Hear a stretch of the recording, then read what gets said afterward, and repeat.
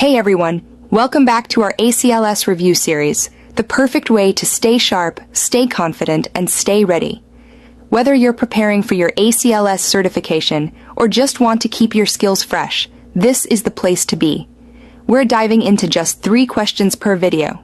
Quick, focused, and high yield. Let's get sharper together. Number 1. What is the role of magnesium sulfate in ACLS? Right answer. Used to treat torsades de pointe and polymorphic ventricular tachycardia. Number 2. What is the recommended dose of dopamine for shock management? Right answer.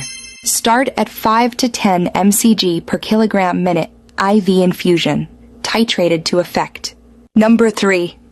How do you treat a patient with a suspected acute myocardial infarction?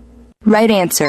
Administer aspirin, nitroglycerin, morphine, and initiate reperfusion therapy. ACLS? Get the full guide here. Read the ACLS book. Printable ACLS all-in-one algorithm summary designed for quick reference during emergencies.